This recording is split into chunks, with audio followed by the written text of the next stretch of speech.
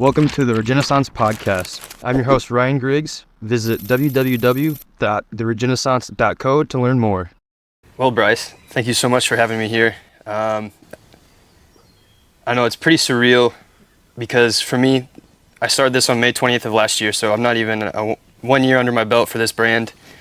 And like we were talking earlier today, just for me, my personal experiences of being so disconnected from my food and then having to go through some severely traumatic family experiences, waking me up to realizing how disconnected I'd been from my food. And I've been following you for some years, and that was one of the things that really latched on to, I guess, supporting you in a way is you talk about food sovereignty and providing for your family and future family now. And so that's why I immediately had to reach out and want to be your sponsor, just because, like you mentioned earlier too, we rely on a lot of things. And so yeah, thank you for having me here. Thank you so much for coming out, brother. So much of what's going on in the world today is out of our control. All the chaos and all the bad stuff, it's so much out of our control. But what I like about the farming, what really made me want to get into it, is because you can control certain aspects. Once you get land, you can control things, and it can benefit you. And it is not just a path to freedom, my brother. I think it is the only path to freedom. Why do you say that? I would say that because if you don't control your very food, you don't really control anything. You need that every day, and, along with water, you know, obviously. And, you know, and if you don't control where that comes from, you're in some kind of debt, slavery, some type of system where you are dependent on another person. And that's what I'm trying to get away from, is so my family could be completely independent, and then from there we can help others. So whenever you brought this property 9 years ago, is that when you started first thinking about all this, or what was the start to everything you just said? Where did that come from? So basically, when I was in high school, when I was 16 years of old, I actually realized that our own government was responsible for 9/11. And when I found out that George Bush and Dick Cheney got together, killed Americans, blamed it on brown people, and then went over and used that to genocide brown people and steal their oil, that's when I said, okay, this government is so malicious that they're going to, at one point, turn on its own people. And so in high school, 16 years old, I could tell you, hey, the times are going to be hard in the future. And I was telling people, hey, there's going to be this thing called inflation. It happened in Germany. It happened in here. And I would study this type of stuff in high school. And then, of course, when I went to college, I got a degree in economics because I was just Mr. Apocalypse. The economy's going to crash and everything. So I wanted to study economics. But farming seemed to be the only solution to the problem. It still is basically the only solution that I have. You know, what am I going to do? Kill the bad guys? Am I going to kill all the bad guys? No, I'm going to try to build up a family of warriors and build up the good guys with a farm, so they don't need dependence on this corrupted government. Then somewhere along the line, God came into play. Because see, at first I was thinking, I'm just going to have this farm for just me. I'm going to feed myself with it. It's all going to be me. And that was the non-Christian Bryce. That was the selfish Bryce. I met God after buying this place. And then God told me, no, this farm is for your children, your grandchildren. That's what really this farm is about. And in my generation, it's going to be the start of something that's going to be magnificent for the world. And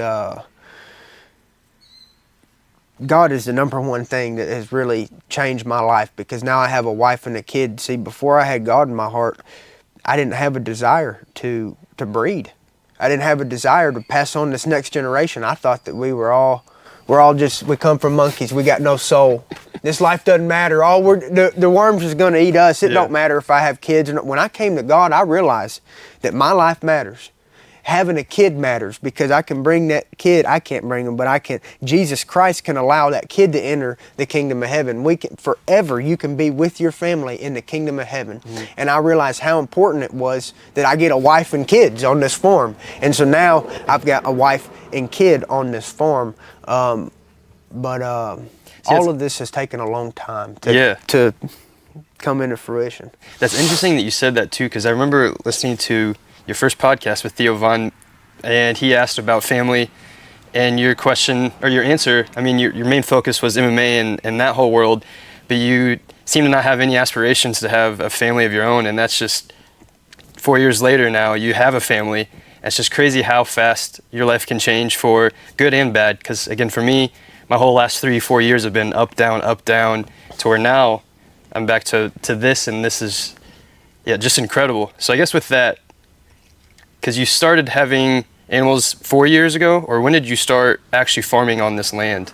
Animals probably about 6 years ago, maybe 7 years ago. I got some chickens, so maybe even 8 years ago, but I've had chickens for a while. Then from chickens, I went to chickens and cows, and then I got some pigs, and I really just, I love all the animals. I want all of them, but right now I'm just doing, of course, cats and dogs. They serve a purpose. So cats and dogs do count. Cats, dogs, chickens, pigs, cows. That's what I'm doing right now. But eventually, I want goats and sheep. I want horses, you know. Yeah. With the cats and dogs, because you don't hear that too much. Why do you say that counts? Oh, cats and dogs is an absolute purpose. Let's get into dogs first. They're the most important animal on the farm because they actually care about you. You know, your cats and your stuff. Well, some cats are very friendly, but remember, a cat will eat you about a day after you die, you know? But a dog, it provides a companionship and it gives you a purpose. And people make fun of our little French bulldog. He's the best guard dog I've ever seen. And people think, oh, what's he going to do? What's that little French bulldog going to do as a guard dog? Buddy, he's going to wake me up. And I'm going to kill everybody that comes out here to mess with me. All he's got to do is wake me up. Yeah. And that little dog does it. And so dogs are essential for the farmer. The cats. I wasn't a cat person until I moved out to a farm. And you can have your choice. You don't have to have cats. You're just going to have cats or rats. You can have pet rats or you can have pet cats. Can't have both, and you got to pick one. Which one do you want? If you want a farm, the reality is you have either pet cats or pet rats. Okay, I pick cats. I love them. I get to pet them and feed them. They're happy, and that's what you want. So cats, I recommend every single farmer, don't even try to start doing none of this till you get some cats. And I also know you mentioned earlier off camera about misconceptions of farmers and how there's the misconception of efficiency and you need to have everything right as soon as you start your farm. And I would just love you to talk more on that, to where it's very grungy as watching you use your tractor through all of the mud and muck. If you could just talk more on just some of the misconceptions of farming and agriculture as a whole. Okay, huge misconception that I'm gonna wait and buy this land and I'm gonna wait and get my life together and then start the farm. Don't do it now. In 5 years, you're not gonna be able to afford the land that you could 5 years ago. I'm telling you, the inflation in this country is so god awful. It's gonna keep getting worse. The value of that land is gonna keep going up. Get your farm now. Start farming now. Don't wait. I'm telling you, get you a wife now. Make you kids now, because we need to build up this strong army of God, because we are outnumbered. We are outgunned. Our food is being controlled. The very food we put in our mouth 3 times a day, 4 times a day, 5 times a day, we don't control where it comes from. And so we're going to be, that's going to be a generation of people dependent on somebody else. And so it's not going to be efficient right when you start. It's not going to be perfect right when you start, unless if you just have all this money in the world and you can just buy your perfect little piece of land. But that's not me. I bought a swamp and I'm working with it. Every day I'm out here fighting the mud, and I'm getting covered in mud every single day. I can't do nothing without getting muddy. Unless if it's like in the middle of July and it's just hot out here, then that dirt is dry. And it's very pleasant because the grass still grows that time. It's very pleasant in those months. But 90% of the time, I'm working in a swamp out here and I'm fixing it as I go. None of this stuff was here. This was just a swamp. But anyways, don't be thinking, oh, I can't do it because this isn't perfect, that's not perfect, or I'm gonna wait. And heck, something terrible could happen between now and then. Just get the farm now and start farming now.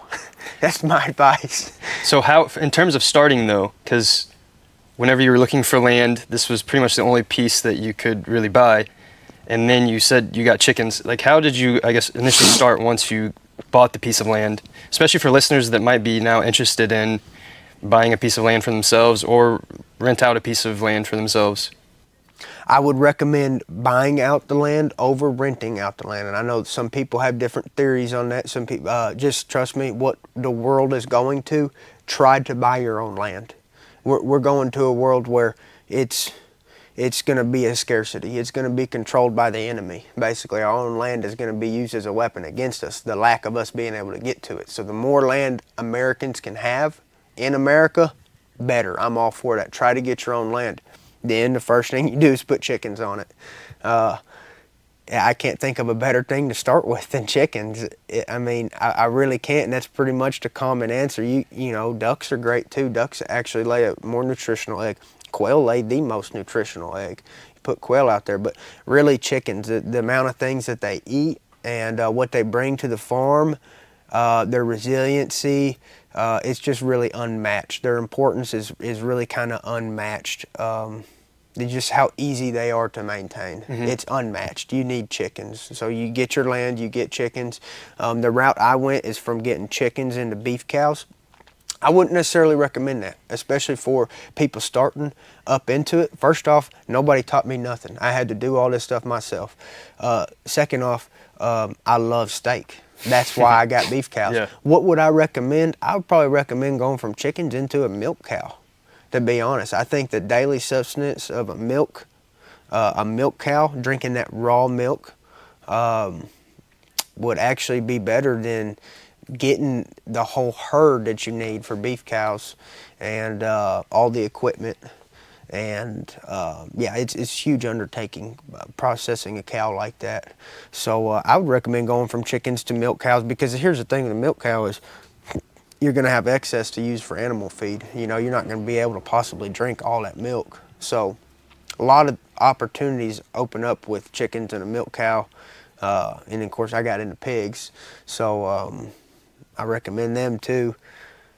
Every animal, you'll notice, every animal has a specialty, and that's what makes them amazing, is God created every little creature to do something, and it's just incredible. I love these animals, and but potbelly pigs, the ones I got, they're not good pets. If you hear people say, "Oh, I got a pet potbelly pig," no, man. They're dogs are good pets. Potbelly pigs, they're farm animals, and they're made for humans to eat. Well, you mentioned just with letting the pigs, they all have their special purpose. Joel Salatin always just says, let a pig be a pig and a chicken be a chicken, and that's so true. So you got the chickens and then started with the beef cows, and then you're mentioning how you learned all this on your own. Where did you go for all of that, especially as you're trying to, build up your MMA career on this simultaneously through all of this? Yeah, how are you going about all of that? Neighbors help me out more than anything here. I've had an abundance of neighbors just pulling up in the driveway when the gates open and offering to help. And that's part of God being in this community. That's why Searcy is such a great community, because the love of God in this community. We have a Christian college in the heart of this community. That's really the biggest thing in the Searcy community, is the Christian college. Well, that's all funded by private donors who are just these old Christians who saved up their life money, and now they're living pretty good off the land here. And then they donate to the college. And guys like that are people in the community that have helped people like me, the younger generation. They've taught me a lot. And a lot of them, I've noticed, probably think I'm crazy, actually, because a lot of them, their daddy might have gave them the land or whatever, and they have nicer tractors, and they have they look at some of what I'm doing and they think I'm a little bit nuts, but for the most part, 99% of these older guys out here that have more knowledge, more experience, more wisdom than me, they actually respect what I'm doing. 99% of them. There's that 1% that's kind of like looks down on me, you know, and but for the most part, these people respect me and love what I'm doing, and they don't quite see my entire vision though. They don't understand. I'm going to have a phenomenal restaurant. People from all over the world are going to come to my restaurant, my steakhouse one day in Searcy, Arkansas. Yeah. I want to be a light to the world. And there's a verse in this is New Testament. I can't remember who's saying this. It might be Peter, but he's saying, do you take a candle and a candlestick and put it in a corner in a closet? No, you put that candle and that candlestick on the table and let it shine for everybody. They can fly on your head. But, you know, I'm trying to shine a light in the world, and I want people to see this, be inspired, and I want my neighbors to be doing the same thing. I want all my neighbors to have cows and chickens and pigs. I want this to be just the perfect shire, you know, like off Lord of the Rings. Well, that's a good, in the Shire and just Lord of the Rings as a whole. I mean, there's so many clips where they show just the whole community eating together at the table, sharing beer together, and that's something that's really been lost in America, especially with how divided our country's really become. And that's why I also like our culture as a whole. It's such a great way to rebuild a community. And then what you're wanting to do with the restaurant, food is pivotal and a cornerstone of, I mean, that's how we've advanced as a society. That's how we sustain as human beings. Yep. And now also with the fact that 73% of our food supply is ultra processed food. It's not even real food. And we've just completely lost track of all of that. Not to mention, most people get their food from grocery stores. I mean, that's what I did majority of my whole life. Again, not talking to any farmers or ranchers. And so that's why it's really awesome what you're wanting to do with all of that, because again, bringing just people back to the dinner table.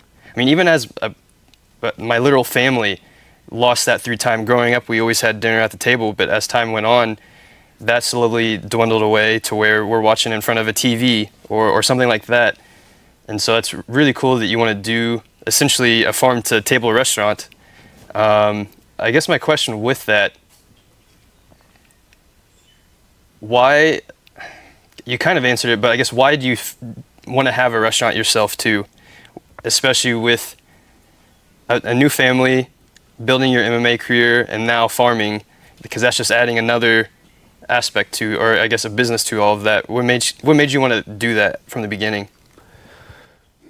With the restaurant, I have no clue really where it comes from. I don't know. It's just basically a call from God, basically, and it's like I look at this farm as my ark, basically. Like before the times of Noah, you know, before the flood, Noah was looked at as crazy, you know, but he was out there building this ark because he knew something was coming, and he wanted this ark might be the only thing that protects him and the people that he loved, you know. And that's how I look at this farm. Is I think that there's something coming so bad that this is a necessity. And then the restaurant, that's how I can take something that I'm doing for my own family and use it to help other people's families. And so eventually that's why I want to do this restaurant, is to just give it a try, just to say that I did it. I tried it. I don't care if it crashes and burns. I want to set sail. I want to try it, okay? And I'm going to. I don't know when, but, you know, I really got a lot of stuff to do, infrastructure on this farm to actually make this farm more prosperous before I can think about feeding anybody else. Yeah. You know, but if you would see where I started 10 years ago to where I'm at now, you can kind of look at it and say, well, he's getting there. You know, he's not there yet, but he's on the path, and he's doing what he said he would do, and I really am, and I'm happy about it. And I'm not satisfied, because then I don't feel like I'll grow any. So I'm always trying to push myself to the next thing, and that's how I get myself to grow. And you know, one of the number one answers that I think to the solution to this whole problem that we're having is just the grand scheme of things. Well, first we're having first and foremost, we're having a problem with people don't understand that God created humans. That's the number one thing, is people don't realize that the Bible is correct and that God is real. And demons are manifesting everywhere. And Satan wants all of humanity dead. You know, that's what's going on. People don't understand that spiritual aspect of these physical wars. But I understand these spiritual, that all this stuff is spiritual. But let's go on past that spiritual realm. What can we physically do?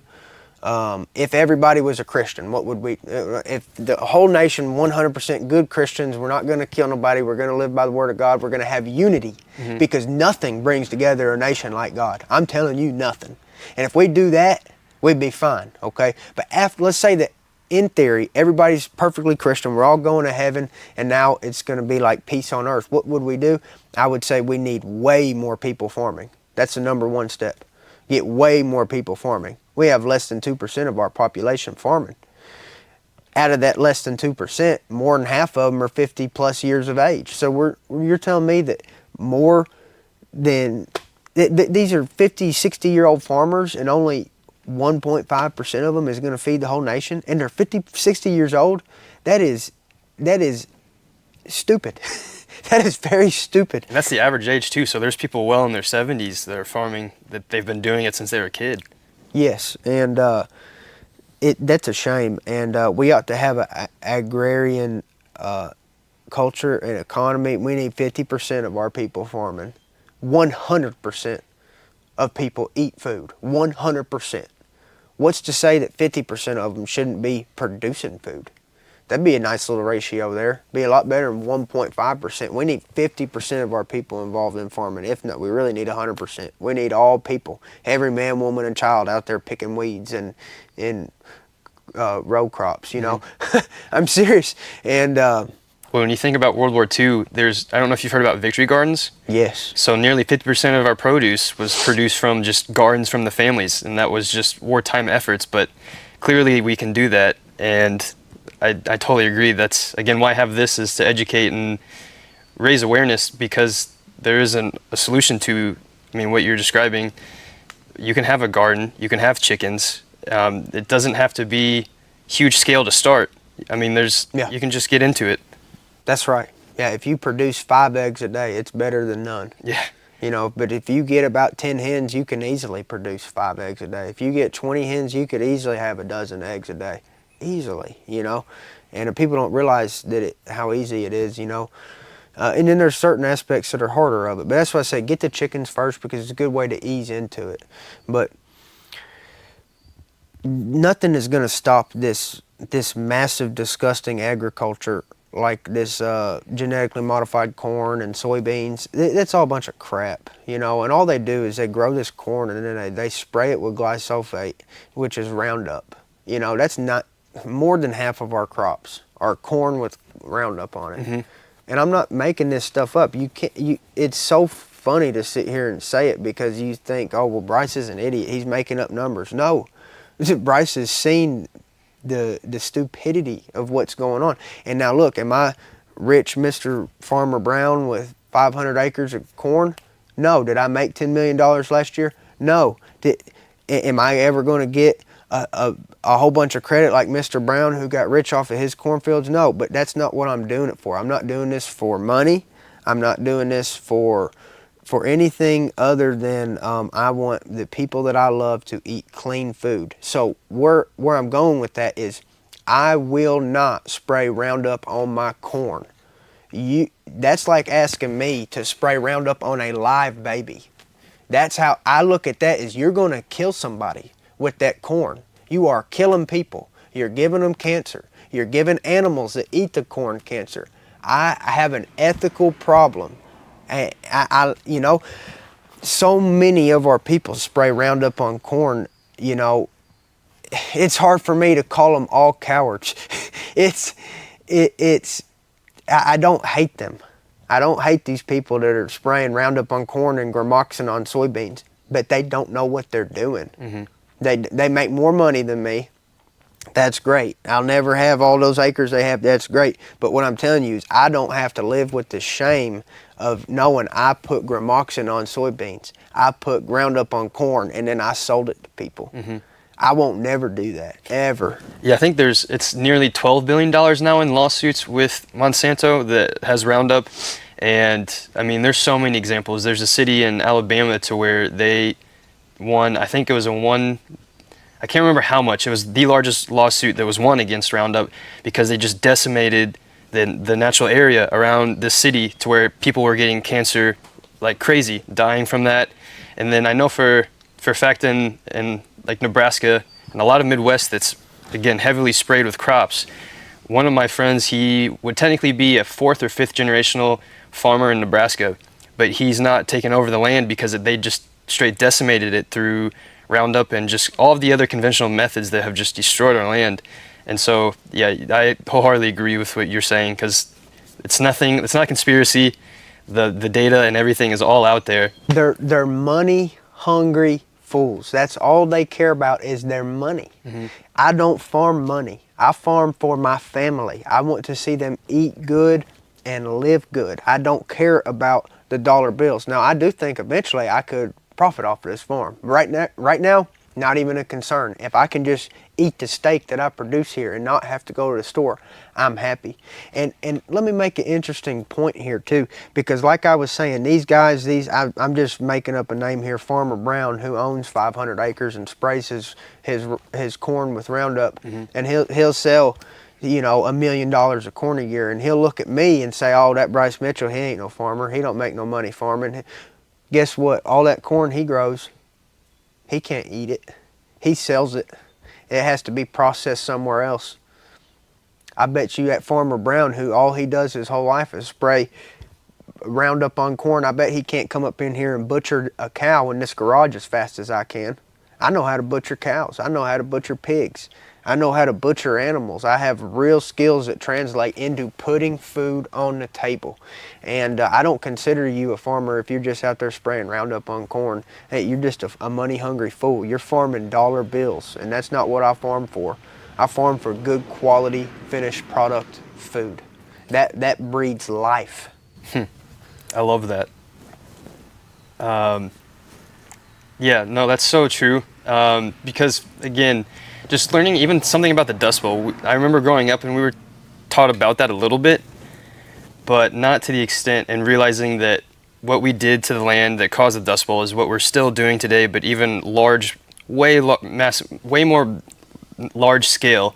And then you take in terms of just the animals, because now we're talking about crops, but all of the factory farming with the animals, all of the horrific things that are done to chickens to where they can't even move in the cages, and they're pumped with antibiotics to fatten them up as quickly as possible, but they're so fat that their legs break, and they're so stressed that they start literally pecking at themselves and turning into cannibalism. And then you think about the pigs and what they're fed, and now it's the largest Smithfield Foods, owned by China now. Yeah. And you think about dairy as well. I mean, I have Make Milk Raw again and talking about Raw's Law, learning about raw milk and the history of that going up against big dairy and how they control that massive industry. I mean, the amount of dairies closing a day is just insane, and especially in the last 40, 50 years. And then that's why it's interesting that you're talking about getting dairy cows, because you learn so much about just the health and vitality through doing things like that. Having the actual raw milk, being able to digest that versus just the garbage that's in a grocery store, that's causing all kinds of gut issues, that's causing all kinds of skin issues. I mean, that's again why I have this.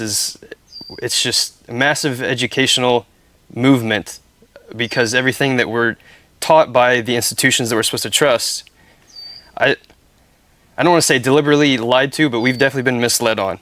I mean, and especially with steak, for example, and saturated fat. For the longest time we were told we should not be eating this. It causes cancer, that we should be eating low fat, going more towards plant-based. Animal agriculture is causing climate change. There's just so much information out there, and a lot of it is wrong. And it's just funny too, thinking about how we've been eating beef for thousands and thousands and thousands of years. We've been drinking raw milk for thousands and thousands and thousands of years. why all of a sudden is that bad for us? And it's just, I don't know, it's funny. It's funny, but it's disgusting at the same time that that's where we're at now, to where we're the most advanced we've ever been in our society, yet the foods that have made us to the society now are demonized. And this is why I guess it kind of can transition to with you and MMA fighting, because you obviously need to be in tip-top shape. And I'm assuming that's also another thing that's made you really think about where your food's coming from and what you're eating. What is your diet overall? Yeah, that's just a overall blanket statement with that. The number one advantage I have as far as diet is the amount of raw eggs that I get every single day. Of course, I also provide beef out here for myself. There's actually going to be probably about 1,200-pound steer butchered any day now, and so that's going to be really good for training. You know, especially that beef liver. That beef liver is just amongst the best thing you can put in your body. But yeah, raw eggs is something that I'm pretty serious on. It's really helped me in my training, but I do at least a dozen raw eggs a day.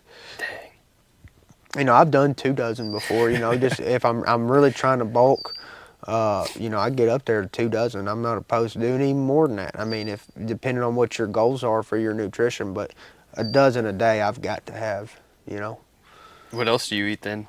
Well, when I grow these watermelons out here, they're amongst the best watermelons in the world. You can't, you know, poor dude like me can't afford to eat the kind of watermelons I can grow, because I mean, they'd be $15 a piece now. A good watermelon, I'm not kidding you, it's $15 a piece. I can get out there in that yard and I'll show you pictures I've had 100 of them grown up at once, you know, so I can't just go spend that type of money on watermelons. But if I grow that type of watermelons, it's like printing money. Every time a watermelon grows, there's $10, $15. And what I can't eat goes to the chickens, and they will not waste one. I'm telling you that you get 36 chickens out there, they will not waste a watermelon, you know? Yeah. So there's things that I grow here already, even though I'm not at maximum productivity, not even nowhere near it, because I lack my infrastructure. I've just built a house out here.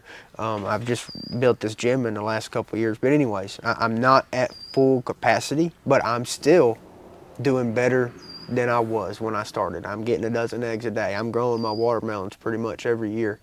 Garlic's another thing I like growing anything. Mm-hmm. I'll just sit here, I'll start rambling if I talk about the stuff that I like to grow, but the main one for me, if I had to pick, watermelon.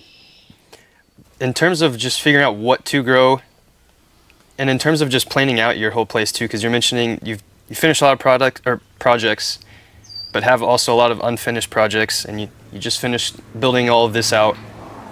How do you go about just planning out what all to do? Because you have a massive vision with this piece of land. Mm-hmm. There's so much to do, there's so much you can do. Yeah, how do you figure out what you need to be doing short term and then also long term? Just kind of, you got to prioritize based on necessity, you know, and so that's kind of how I operate out here. And basically now my wife calls a lot of the shots. She gets to pick what gets worked on. Mm-hmm. But for example, we got leaking around the windows in the house. So what I'm going to do is I'm going to build a carport all around the shop here, the shop house, whatever you want to call it. But, you know, I got to build a carport. And then I've got to build an area, a little shed over there to milk a cow in. And I want to get a milk cow out here. But you have to have infrastructure to do all that stuff. You don't, on a hot day, you don't want to be milking a cow right with the sun beating down on you in July. It's like the milk's going to go bad. You have to have a shed. That shed needs electricity. You know, that's farming right there, you know. So that's what I'm doing, and I'm trying to get to where one day I feed the whole community of Searcy. That's a hell of a goal. So with I guess we can talk things raw milk, because again, that's a huge piece that I like to talk about, because just learning about the history of raw milk is, I mean, it's all out there. There's no, again, going back, it's not a conspiracy about the history of raw milk. It's interesting the fact that we drank it, estimates 10,000 years ago to now, and now all of a sudden we shouldn't because it kills us and makes us sick, even though 3% of Americans consume raw milk. And so if you think about it, and we're told that it makes us sick and kill us, how come millions of Americans aren't dying every year from drinking that? On top of your good point of farming for, not for money, but for food and for family, why would a dairy farmer risk their whole entire operation well, A, build all the infrastructure and plan all that out and have those massive investments into all of that to just sell milk that will kill people, that doesn't make any sense at all. And so I guess why do you want to have a dairy cow? Because I know you also mentioned going from chickens to not necessarily doing beef, but doing dairy cows. Well, a dairy cow is one of those things that I look at as, well, first off, it's a daily provider. Let's get, you harvest different things differently. Some things get harvested, like eggs, pretty much daily. Milk, daily. Beef, you're probably not going to butcher a cow every day unless you have 10,000 cows or something. But that milk cow is that daily subsistence. If stuff goes wrong, you got milk. Okay, from there, your dog's got milk, your cat's got milk, your pig's got milk, your chicken's got milk. You see what I mean? It kind of, a milk cow could be the backbone of a farm when times got hard. And so that's why I'm really high on those milk cows. And yeah, raw milk is the absolute best thing out there as far as what you could drink. I mean, my goodness.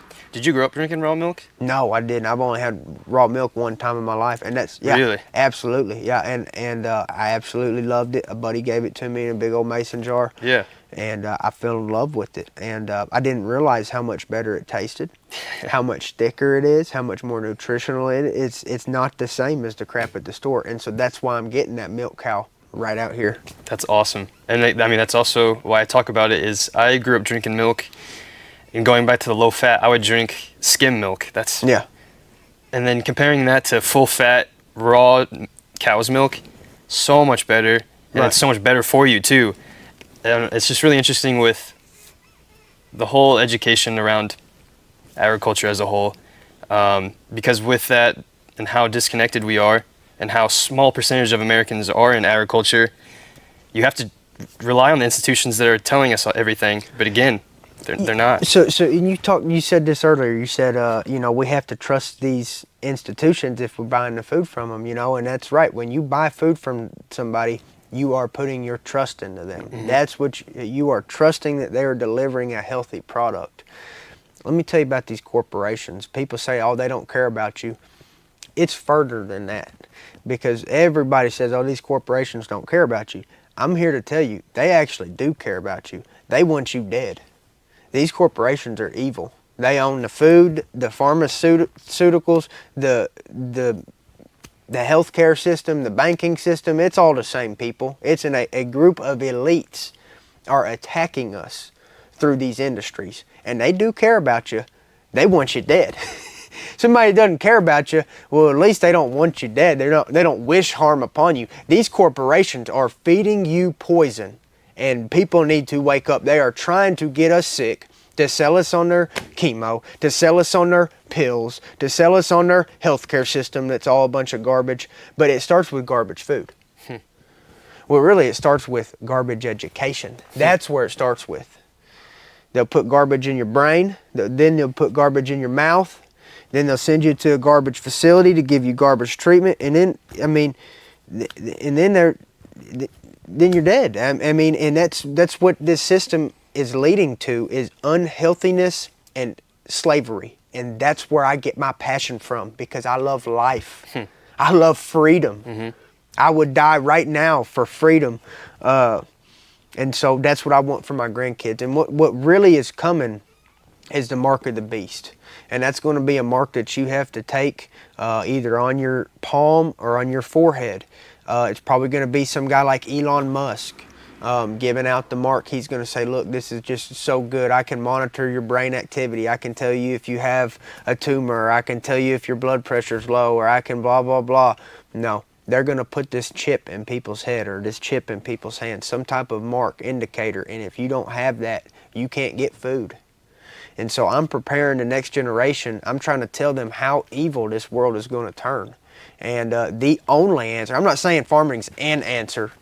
It is the answer. That is it. If you don't farm your own food, it's going to be pretty soon where you're eating a bunch of crap and you're not eating real food, And it's coming soon, and I'm worried about it. But I'm not worried about it. The good is going to end. In the end, the good will win. Mm-hmm. But I'm just worried about this struggle, and I'm worried about preparing my family as much as I can for this struggle that's going to be coming. How do we, I guess, help out with that struggle? Well, we start by just spreading the word of God, tell people that Satan is going to be ruling this earth until Jesus comes back. And then from there, spread all the knowledge and encouragement that we can about, like in Jeremiah, I believe it's Jeremiah 29, basically the Israelites are instructed to, while they're being enslaved, I believe, maybe it was Egypt, I can't remember where the Israelites was being enslaved in this passage in Jeremiah, but anyways, it says, it's very clear instructions for what these people need to do from God's eyes. He says, make gardens, take wives, and make children.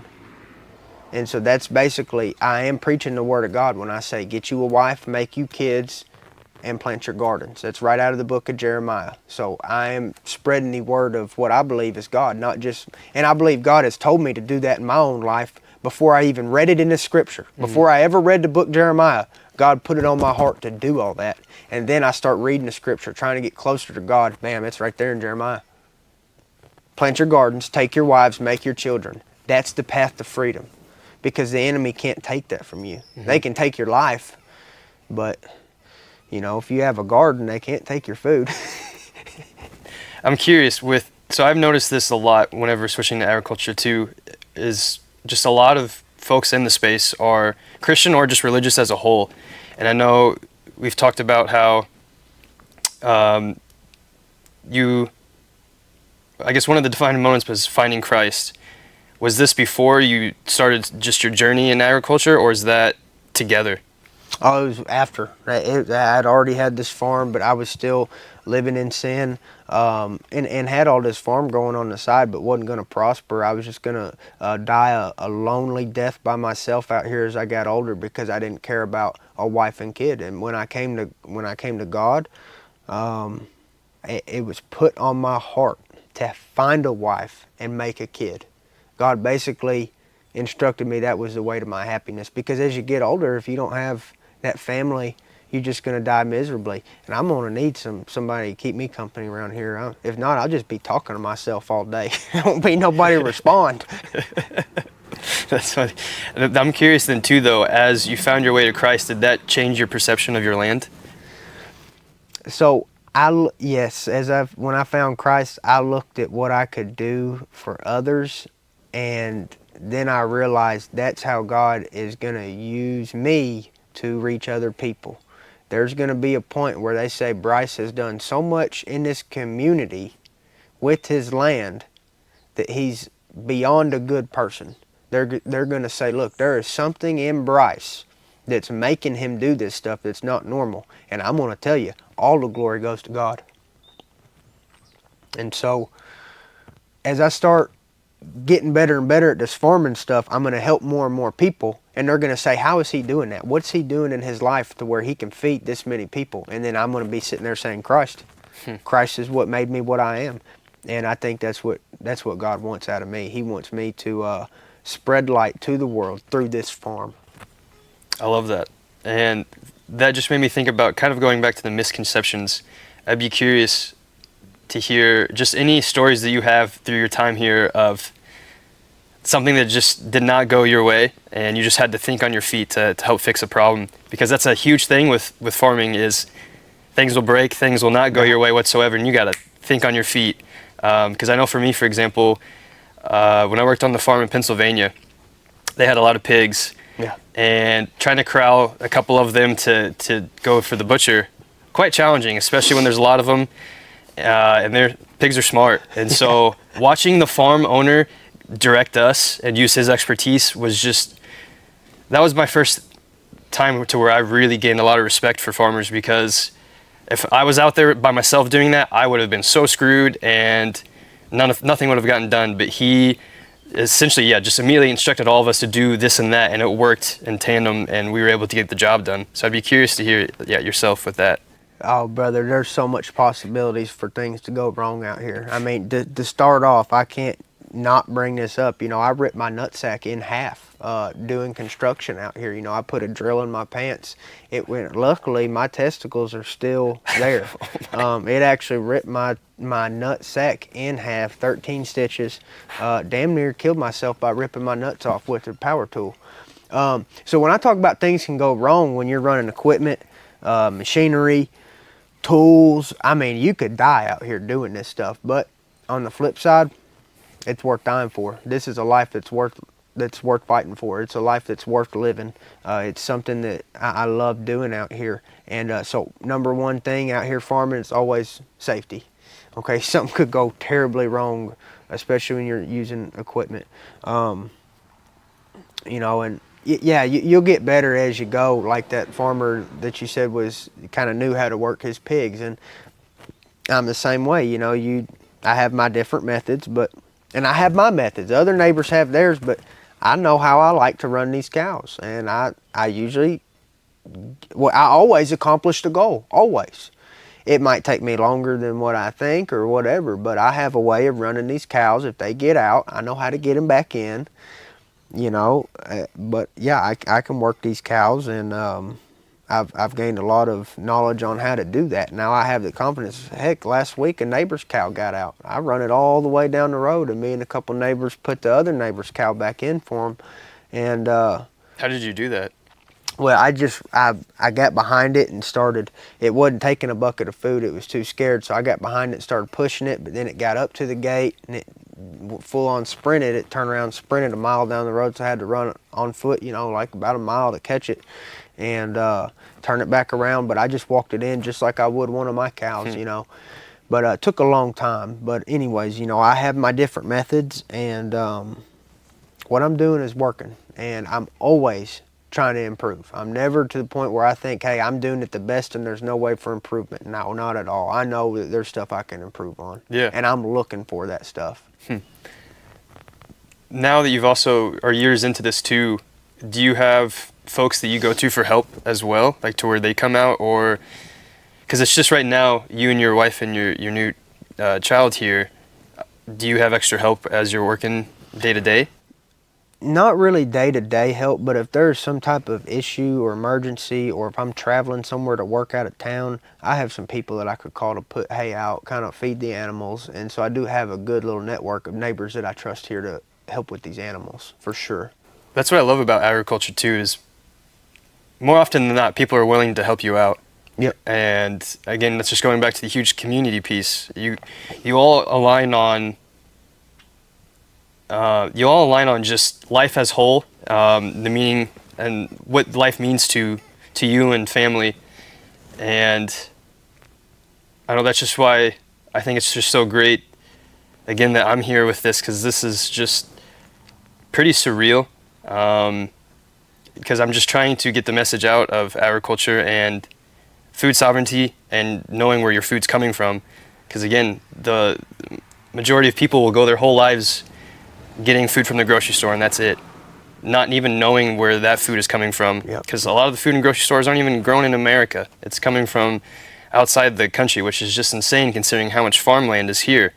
And like you were just saying, that's why it's so crucial to get land yourself. Yeah. Because as time goes on, it's only getting more and more expensive. Mm-hmm. Me and Tiger, the videographer, he was just talking about how there's a piece of property. It's obviously in really good real estate in North California, but they're selling it for $12 million. And it's just, that's not very affordable for a majority of Americans. No. Especially for farming. No. So I don't really have anything with that. I guess I just want to segue a little bit into the family side of things, because you just had your first child. Has that switched or changed your perception of everything that you're doing now? Because I know you've been very focused on providing for family. What was that like, just having your first newborn? Because it's been, what, less than 2 months? It's just been really rewarding to think about the future, and just sit up there with them at night and just look at them. It's just babies are amazing, but I'm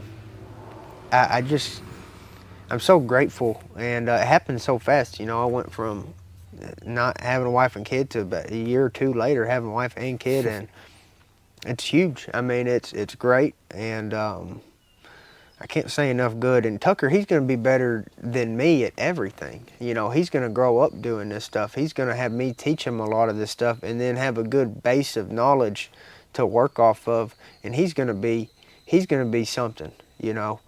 Um,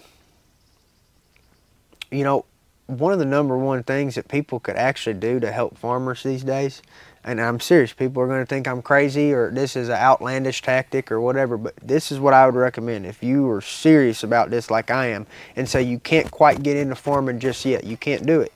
You're saving up your money. You know, you're working your job right now. You don't have the time, but you want to help. This is what I think more Americans could do and should do. I think, especially if you're an able-bodied young man, you should go find a farmer who butchers his own cows or picks his own eggs, and you should go up to that farmer, and instead of just saying, hey, I'll buy your steak or I'll buy your eggs, you ask that farmer, how could I barter? What could I do on your farm to work for some steak? That's going to be more valuable to the farmer than just buying his steak. He could sell steak anywhere. He can't get somebody that's good at scooping manure. He can't get somebody that he can trust to pick eggs. He can't get somebody he can trust to corral cows or put out hay every day. If farmers had more farm hands willing to barter for milk, eggs, and steak, and people actually cared more about those farm fresh products, I'm telling you, we could. That's what we need. More farm hands is what we need.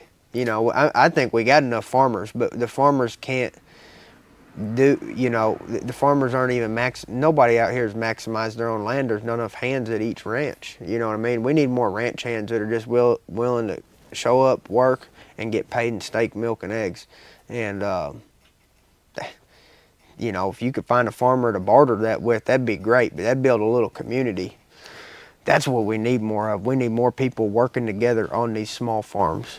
How do you think we can go about that, especially in the younger generations, to where now you're given an iPhone or a smartphone at the age of 5+ years, and so you're going through your whole childhood of technology, and then you see YouTube and TikTok and just all of that. That's what people want to do their whole lives. They want to stream video games or just so much of that, and especially now with tech companies continue to grow, bigger cities continue to grow, the incentives of wanting to work there, because it's way easier to work a virtual assistant job, for example, versus scooping manure. How can we, I guess, try to get younger generations to do farmhand work, because it's not necessarily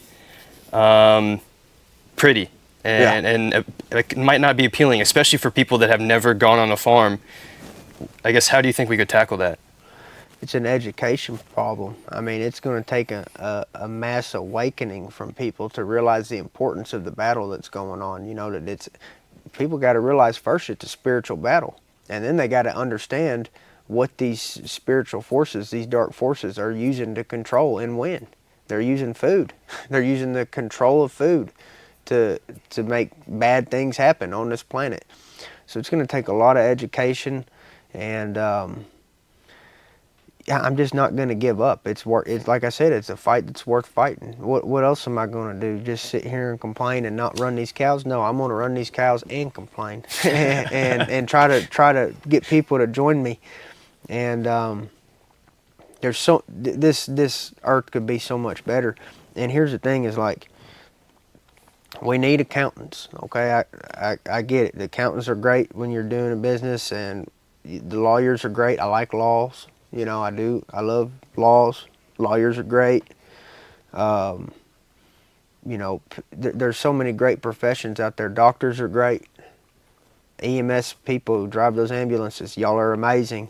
Firefighters, that's probably one of my favorite things ever. Firefighters, love them. Absolutely love them. Police, great. Love them. They do an excellent job making this world, you know, stable and whatnot. Military, I love our military. I love them. I love pastors. I love people who do all these different things. I love all these professions. You know what they all got in common? What's that? Farmer feeds them. Wake up. People, wake up. Everything you love is fed by a farmer. We need more farmers, okay? I can sit here and thank everybody in the country for everything that they do, all their professions. But at the end of the day, there ain't none of that without farmers. Farmers is the backbone for everything that you love and all the freedoms we have in this country. It comes down to farmers. No farmers, no food. No food, no freedom. The food is your freedom. That's what I'm trying to tell people. And I'm ready to die for it. You know, I'm not letting them take these cows how they're trying to do over in Europe. They say they're putting a quota or a maximum on the number of cows. They're trying to put these cows down. I'm telling you, I'll start World War III in my driveway if you come for my cows. I'm ready to fight for our food. I'm ready to fight for our freedom. That's the real fight. You're not going to save lives going and dying in your Ukraine. You're not going to save lives going over to Israel and dying. You can save lives and fight for good by having a farm. And that's what I'm here to do. I'm here to fight for everything I love. I'm fighting for good. I'm fighting evil by having this farm going. Dang. I freaking love that. That just kind of left me speechless. I think with that, I'm just going to ask some of the questions that people gave me. Yes, sir. That's a clip. Yeah, no, that was Sigma grind set. that's incredible. I'm flipping that out. So these are more kind of actually, no, I've got one then. What is your opinion on the latest news around the bird flu jumping the cattle? The bird flu jumping the cattle, what's going on is the government has probably created some type of technology. They probably created this infection in a laboratory somewhere, and there probably is a legitimate infection that's probably something that our own government has created, and I would be concerned about it. And small farmers, once again, are the answer to that. You can't just say, oh, well, small farmers is what's causing that. No, small farmers, once again, is the answer to get away from that bird flu taking over. Because if we get all of these people with it taking over milk cows now, you said, okay, imagine if one company owns 99% of the milk cows, and that one company that holds their cows in 5 different spots, what if all 5 of those spots get infected? Well, then there goes 99% of all the milk. What if 99% of the milk was created by small farms? Yeah, if a couple got picked off on the outskirts, but neighbors were really communicating and telling each other, hey, stay away from this, stay away from that, we'd have a better chance of surviving an infection like that. But make no mistake about it, these infections are real. They're man-made. They're trying to kill the small farmers' cows. They're trying to kill your goats. They're trying to kill your pigs. They're trying to kill your chickens. You know, there was an egg shortage probably 2 years ago. That was manufactured. They were putting chemicals in the chicken feed, in the cracked corn that they sell at Tractor Supply to make hens not lay eggs. I know this because my hen stopped laying off of Tractor Supply corn. That's why I don't get my feed from Tractor Supply no more. I get a local feed, and everything is about who you can trust now.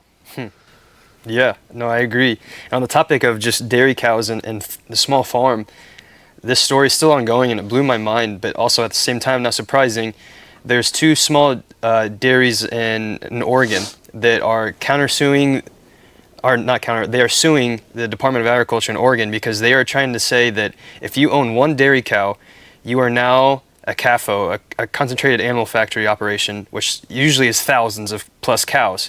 And why they're doing that is now it's forcing these small dairy farms with just 1 cow, they're enforcing them to now you have to do all of the permits, which is just insane amount of costs. It's essentially just trying to take them out. You're taxing them at a higher rate. Yeah, but now you have to essentially get all of the permits and all of the funding that CAFOs have, even just for 1 cow. And who knows how many stories like that are going around America now. I mean, that's why I plan in a couple months, I'm traveling around America to different farms and ranches to just share stories of everything that's going on, because there's just so much of this going on that it's just mind-boggling and it's tragic. And if the education and awareness isn't happening, these powerful entities are going to be able to succeed with what they're trying to do. And we've just got to push back to all that, and that's why I'm here. Everything you're sharing has just been incredible. And here's something about God is God don't have a waste product. With God, what I mean by that is God can take something evil and make something good out of it. And I want to talk about that you just brought up. So they're taxing these dairy farmers out of existence to where you have to have a bajillion dairy cows to even operate. The small farmer can't operate. That right there to me is proof of spiritual forces at play. That's something so evil. That right there to me proves everything I'm saying about Satan being true. That is pure evil. You're trying to make it to where one person can't have one cow. You're trying to make it to where you have to have 1 million cows up in by a corporate-owned facility. It's evil. It's pure evil. There's not another way to put that. And so use this evil as proof of God. Like that's Satan showing himself right there. There's evil forces at play here, and to fight that, man, it's going to be hard for those people to fight that legally. Now the good thing is in somewhere like Arkansas, they couldn't get away with it legally. We would just go to war, you know, if they said that in Arkansas you can't have cows, or if they tried to tax us more for cows. Right now the people here would go to war for their cows. You know, we would form up a resistance, and we'd be ready to fight. I'd die for these cows because I love them that much, and I'm not letting the government take them, tax them, tag them, nothing. And I'll die before that happens. You know, the government's not going to monitor my cows. They're not going to count them. They're not going to look at them. They're not going to do nothing to my cows. And the same with my neighbors. And Sarah Sanders wouldn't allow that. I know Sarah Sanders would not allow that type of communism, because basically you're just saying at that point that small farmers can't exist with dairy cows. Mm-hmm. You're outlawing the dairy cow at that point. You're taxing it at such a high rate that the farmer can't afford it. You're taxing it way more than what the milk is worth. Mm-hmm. You see what I'm saying? Yep. Sarah Sanders wouldn't allow that, but these other corrupted states will, and they're going to get their foothold in corrupted states like Oregon, California. It's going to be harder for those farmers there. But I don't know when the war's going to hit Arkansas. I don't know what's going to happen in the future, but man, that's terrible. It makes my blood boil when I hear about these farmers getting taxed like that. Agreed. I mean, like you're saying, it's the backbone of civilization, and they're just trying to just wipe that out and take away freedom, essentially. You mentioned a good point about you die for your cows, and that just made me think about, so I was vegan for 2.5 years. I'm very outspoken against that now. I've realized that I was wrong. And that movement just continues to be pushed more and more and more to go more plant-based, going back to just saying steak causes cancer and just all the animal abuse. It's just really interesting hearing your love for your land and your animals, because that's one thing I've also noticed, again, going back to just being disconnected. When I thought about whenever I was vegan, I would just think about factory farming. I didn't think about the small farms at all, nor do most vegans, because most of them have never visited a farm. If they do, they always go to the factory farming. So that's obviously vastly different than what you're doing here, because now that I'm not vegan, I'm still against the factory farming. I'm all about regenerative agriculture, but just the smaller farms, the ones that actually do it right, that take care of their land and animals. So I'm trying to figure out how to best ask this. There's not a good answer, though. I'll tell you for what you're getting at, and it comes down to this: you're going to take one of those cows while it's young and it's healthy. You're going to take one of those steers. You're going to put some feet on the ground, and you're going to shoot it in the head with a .357, and it's going to be the saddest thing that you ever do. And the good thing is you're going to feed the people that you love. The cow's not going to be in any pain, and it lived a good life. These cows can't live in nature how they do out here. They just get preyed on by wolves and coyotes. So, you know, these cows wouldn't exist without farmers. But here's the thing, is at the end of the day, the farmers are the ones taking the life. They're putting the bullets in the cow's head. They're watching it drop dead. You know, it's a sad thing. You know, they're separating the calves from the moms, because if not, there's going to be fighting and malnourishment and stuff. So we have to separate cows to farm them, you know, how they need to be. It's sad. There's no way around it, and there's not a right answer. I'm not telling you that it's all rainbows and sunshines. You're going to put a bullet in a living animal's head, and it's going to sit there dead, and it's going to be an animal that you probably fed for a long, long time and really liked. Mm-hmm. And there's no way around that. Mm-hmm. There's absolutely no way around it. There's also no way around the lack of nutrition that you're going to be missing if you don't do that. If you don't do that, your baby's not going to be as healthy. Your mom's breast milk's not going to be as healthy. You're going to be doing a detriment to your family. When in reality, you know, those animals we have domain over. We're humans, they're animals, and I love them, but they're animals. They're not the same as what we are. They don't. They're just not the same. And our lives, I value human lives over animal lives, but I still value animal lives. I would give my life to protect my animals because I love them that much. I still eat one of them. It's a different relationship than we have with people. But like I said, it's so sad that there's never going to be a way to get around the fact that you're killing an animal and that it's sad. And I get that. And I hate it too. I hate it just as much as the next person. But I know the value of that cow's life because I was the one who put the bullet in its head. I was the one who fed it for months. I was the one who watched it grow and watched it give birth. And, you know, farmers really kind of get the full picture. And it changes you too when you start butchering animals, when you start killing animals. It just does something to you where, you know, it's so sad that, you know, you can't not think about it, you know, but it's something that I'll do. Yeah. You know, but that's just how it is. And I don't have a way to make that. There's not a good way to say it, you know. The animal has to die for us to eat it. To me, it makes me more just grateful. Exactly. Because life on the farm, it's full of life and death, constant.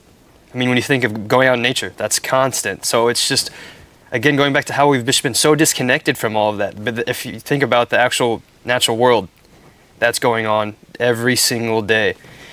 And animals with, say, cows, for example, the best food on the planet for us. Mm-hmm.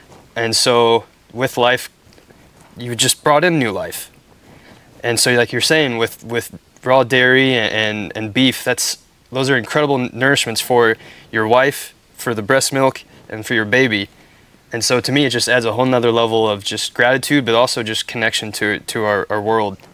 Because I remember the first time I butchered rabbits was the first time I took its life. I became fine with it over time, but it's a weird feeling because my whole life you just look at rabbits. I mean, they're just these cute little bunnies, but they provide sustenance for us. And yeah, I just remember just having so much gratitude for that whole experience. And then also going to a different ranch, and we processed chickens all day. And I remember the farm owner, before taking the chicken's life and essentially slitting its throat, would do kind of a ceremony to just, again, giving thanks for its life and just providing for everyone that's going to be going to. And I think that's also why people should. I liked your idea of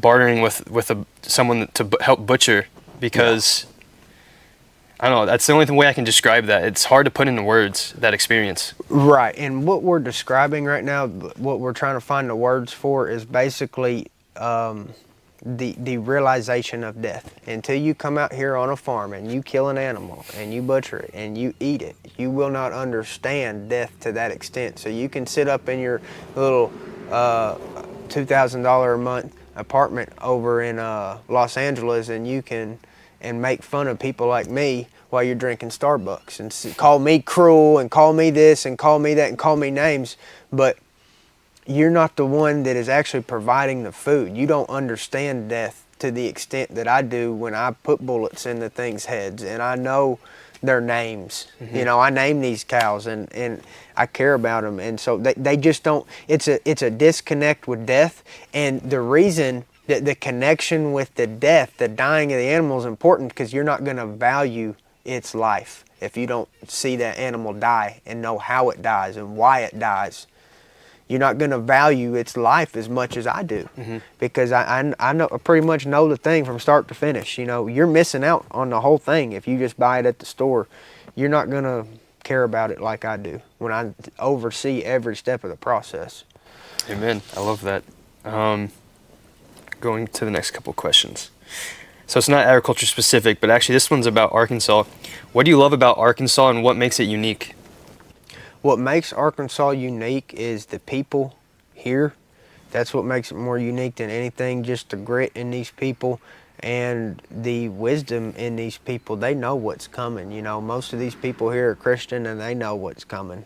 You know, we're kind of all on the same page about the evil taking over the world for the most part. These farmers really kind of stick together around here.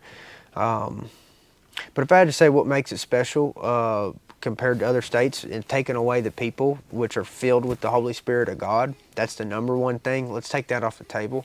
The water, the amount of fresh water here is absurd compared to some of these other states. The amount of trees here is absurd compared to some of these other states. We have water, we have trees, cheap land. We have cheap land. And we have a lot of not regulations. You know, you can drive an old 91 IDI Ford and the government's not going to tell you to put a mask on it or whatever they call them, a catalytic converter. Those things are the biggest pieces of shit. That's a scam from the automobile industry, is your catalytic converters. You know, you don't, a lot of, not as much regulation here in Arkansas. So it's a great spot to be. It's kind of like a little bit more freedom than some of these other areas, and that's what I like about it, is you kind of get left alone to a certain extent. Yeah, and on the topic of water and trees, I just remember 2 years ago going through Heber Springs, and yeah, still to this day, it's one of my favorite spots in America. Just unbelievably beautiful, but also, like you're saying, the people were so friendly. I mean, I know it's like the Southern hospitality, but yeah, everyone that I continued to meet and continue to meet are just so friendly. Well, that's what we want to be, brother. And, you know, of course, you also got a lot of people on meth out here. Right? You know, that's part of it. But Yeah. There's some successful people out here that are really, really nice people. So I guess we got a couple questions that would be more related to MMA.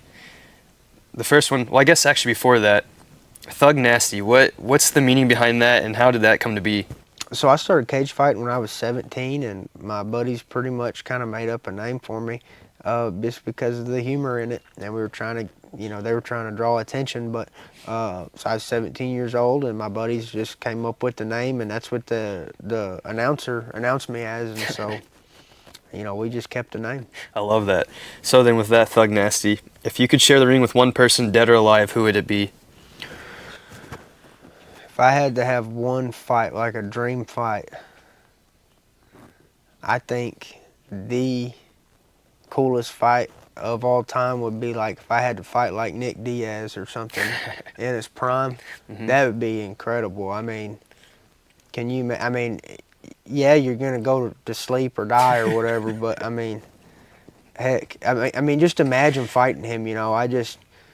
I'd almost kind of like to feel the technique, kind of. You see what I'm saying? Like, feel the technique. I don't want to get beat up, but he's so good. I've watched him for so long. I've seen every one of his fights. I kind of want to see what would I do with that type of pressure, those hooks to the body, and then upstairs, and he just doesn't stop. You know, would I be able to do anything to him? Would I be able to hit him in the stomach or the body or I mean, the head? What would I be able to do against Nick Diaz in his prime? I kind of wonder that. You might be coming back to this chair. I'd need a chair, brother. I'd need an oxygen tank. I'd need a chair. I'd need a cast. That's great. My last question for I guess to wrap this up, how do you define success? Success is salvation in the kingdom of God. There's no other way to put it, as simply as that. Amen. I love that. I think that's a good way to wrap that up. I have one question. Yes, sir. Also as an MMA nerd. What was it like to step in the cage with a striker as terrifying as Edson Barboza and then completely neutralize him for 3 rounds, dominate him, and get that decision win? How did that one feel? I've actually had the worst nightmares I've ever had in my life leading up to that fight. I'm not going to say that I was scared to go in there because I blocked all that out before the fight, and people say, oh, you're lying, you say you're not scared. I mean, I'm definitely something, but I won't say it's fear, because fear kind of cripples you and stuff. I would say I was concerned about the fight to the point where I was having nightmares. But even in my nightmares, never did I wake up and say, oh, I'm not taking this fight. I'm done. I'm not. But I had a nightmare. It was a very vivid dream before I fought Edson. I had a dream that he put me in a coma, and that I couldn't open my eyes, I couldn't move. My coaches were around the table, and they said, "Look, Bryce, you're basically you've been non-responsive for a couple days," and I couldn't open my eyes, I couldn't see, but I could hear my coaches. And I said, "Well, what happened in the fight?" And they said, "We're not going to tell you what happened in the fight. You've just woke up out of a coma. You've been in a coma." And so I had nightmares that he was going to kill me or damn near kill me. And I mean, I would just, that would set me in a mood for training that would put me very serious into my training. And so I think that that was a protective mechanism. My body basically let me know, like, you're fighting a guy that could kill you. I mean, he hits that hard. And yeah, it was just one of those experiences that I'm glad it's done with, and I'm glad that I did it. And it really couldn't, I say it couldn't have gone better, but my God, I didn't get hurt. Visit www.theregenesaunce.co to learn more.